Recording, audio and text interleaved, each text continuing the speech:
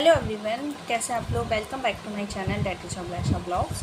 तो आज मैं वापस आपके साथ जीएस डिस्कस करने जा रही हूँ। जीआईसी का पेपर डिस्कस करने जा रही हूँ। और जैसा कि हम जानते हैं कि जीएस एक बहुत इंपॉर्टेंट टॉपिक है, उसको हम बिल्कुल भी मिस नहीं कर सकते हैं। तो आज वापस से मैं जीआईसी का प्रीवियस ईयर्स का पेपर डिस्कस करने जा रही हूँ, जिसमें आपका फर्स्ट क्वेश्चन है कि मानव शरीर में आयोडीन की कमी से मुख्यतः कौन सा रोग हो सकता है।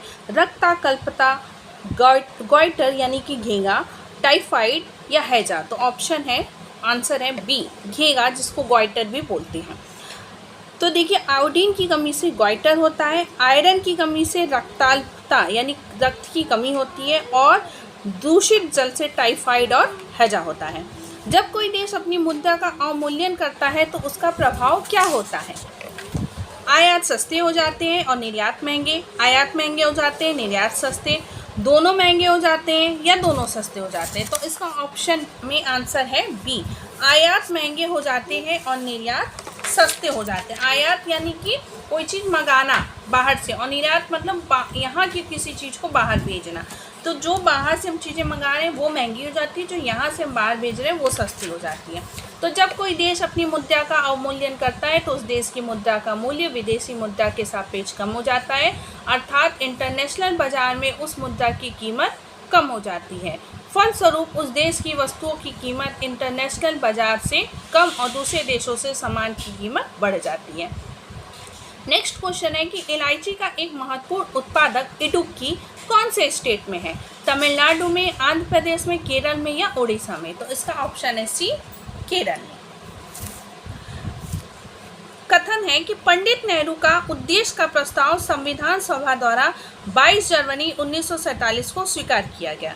कारण क्या है कि उस प्रस्ताव में सम्मिलित आदर्श पूर्णतः संविधान के आमुख में प्रतिबंधित होते हैं। सही उत्तर का चयन नीचे दिए गए कूट से कीजिए। इसमें क्या है, ए सही होगा।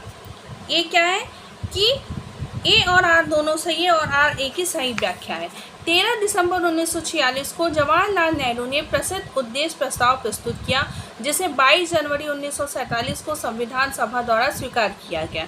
इस प्रस्ताव के आदर्श भारतीय संविधान की प्रस्तावना में प्रतिबिंबित होते हैं। अतः ए और आर दोनों सही है, आर ए की सही व्याख्या है। स्वाधीनता आंदोलन से संबंधित निम्नलिखित कथनों में से कौन सा एक सही नहीं है।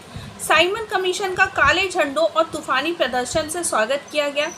संविधान के प्रारूप पर पंडित मोतीलाल नेहरू की रिपोर्ट लखनऊ में हुई सर्वदलीय कॉन्फ्रेंस में स्वीकार की गई। पूर्ण स्वराज का प्रस्ताव लखनऊ के कांग्रेस अधिवेशन में पारित हुआ और 1930 में डांडी मार्च सविनय अवज्ञा आंदोलन का प्रारंभ था। तो ऑप्शन है आपका सी, पूर्ण स्वराज का प्रस्ताव लखनऊ के कांग्रेस अधिवेशन में पारित हुआ। पूर्ण स्वराज का प्रस्ताव लाहौर के कांग्रेस अधिवेशन में 1929 में पारित किया गया था और इस अधिवेशन की अध्यक्षता पंडित जवाहरलाल नेहरू ने की थी। अतः कथन सी असत्य है। नेक्स्ट है आपका, भारत कैसा है देश है। एक लोकतांत्रिक गणतंत्र है, प्रतिनिधित्व लोकतंत्र है, लोकतांत्रिक समाज है या समाजवाद से बंधा हुआ है। तो 1, 2 और 4, एक लोकतांत्रिक गणतंत्र है, एक प्रातिनिधिक लोकतंत्र है, समाजवाद से बंधा हुआ है। लोकतांत्रिक समाज है, ये आपका गलत है, लोकतांत्रिक गणतंत्र है। ठीक है। नेक्स्ट क्वेश्चन है आपका, मनुष्य के शरीर में कितने रिब्स यानी कि पेयर ऑफ रिब्स होते हैं। 11, 10, 14, 12। तो ऑप्शन में है 12। रिब केज हड्डियों की एक पिंजरे जैसी संरचना होती है जो वक्ष गुहा को घेरे रहती है। इसे वक्षी पिंजरा भी कहा जाता है।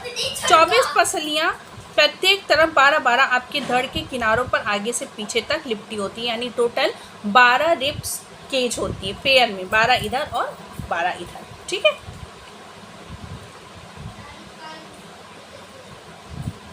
बारह आगे और 12 आपके पीछे।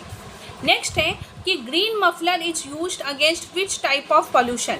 ग्रीन मफलर को किस टाइप के पॉल्यूशन को रोकने के लिए उपयोग करते हैं। पहला, ध्वनि प्रदूषण, वायु प्रदूषण, जल प्रदूषण या मृदा प्रदूषण। तो ऑप्शन है ए, यानी कि ध्वनि प्रदूषण। ग्रीन मफलर का उपयोग ग्रीन मफलर का उपयोग मुख्य रूप से ध्वनि प्रदूषण को कम करने के लिए किया जाता है। यह ध्वनि प्रदूषण को नियंत्रित करने की एक तकनीक है जिसमें सबसे अधिक आबादी वाले क्षेत्रों या शोर करने वाले स्थानों जैसे सड़क किनारे, औद्योगिक क्षेत्रों और राजमार्गों के पास घने पेड़ लगाए जाते हैं। ठीक है, तो ग्रीन मफलर ये ध्वनि प्रदूषण के लिए होता है। पुष्प निम्नलिखित में से किससे रूपांतरित होकर बनता है? पत्ती से, जड़ से, बीज से या परोह से? तो डी है, यानी शूट सिस्टम। परोह से। फूल एक रूपांतरित परोह है, लीफ भी नहीं है, रूट भी नहीं है, शीड भी नहीं है, शूट है। ठीक है, जहाँ पर परोह का शीर्ष मेरिस्टेम पुष्पी मेरिस्टेम में परिवर्तित हो जाता है। पोरियां लंबाई में नहीं बढ़ती और अच्छ दबकर रह जाती हैं। गांठों पर क्रमानुसार पत्तियों के बजाय पुष्पी उमांग निकलते हैं। जब परोह शेष फूल में परिवर्तित होता है तब वह सदैव अकेला होता है। पुष्पी अक्ष पर फूलों के लगने के क्रम को पुष्पाक्रम कहते हैं। नेक्स्ट है आपका, किस देश ने जनवरी 2025 में मृत्यु दंड को समाप्त कर दिया? D, Zimbabwe. जनवरी 2025 में जिम्बाब्वे ने मृत्यु दंड को समाप्त कर दिया। यह एक ऐसा देश है जहां मृत्यु दंड को लगभग 2 दशक पहले समाप्त किया गया था। जिम्बाब्वे में अंतिम मृत्यु दंड 20 वर्ष पहले दिया गया था, यानी अब वहाँ कुछ भी हो जाए किसी को भी जो यह है कि मृत्यु दंड यानी डेथ पेनाल्टी नहीं दी जाती है। ठीक है, निम्नलिखित में से कौन सा एक स्थल दिल्ली के लाल किले में नहीं है? शीश महल, मोती मस्जिद, रंग महल, हीरा महल? तो ऑप्शन में आंसर है ए, शीश महल। दिल्ली के लाल किले में मोती मस्जिद, रंग महल व हीरा महल है, जबकि शीश महल शालीमार बाग में स्थित है। शीश महल का निर्माण बादशाह शाहजहां ने 17वीं शताब्दी में करवाया था। दिल्ली के लाल किले में मोती मस्जिद का निर्माण मुगल बादशाह औरंगजेब द्वारा किया गया था और आगरा में मोती मस्जिद का निर्माण मुगल बादशाह शाहजहां द्वारा किया गया था।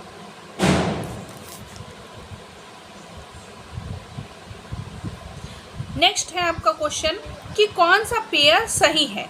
तो पेयर देखिए सही इस प्रकार है कि महाराजा सूरजमल ये कुम्हेर दुर्ग के निर्माता थे। ठीक है, चूड़ामण ये थीम दुर्ग के निर्माता थे।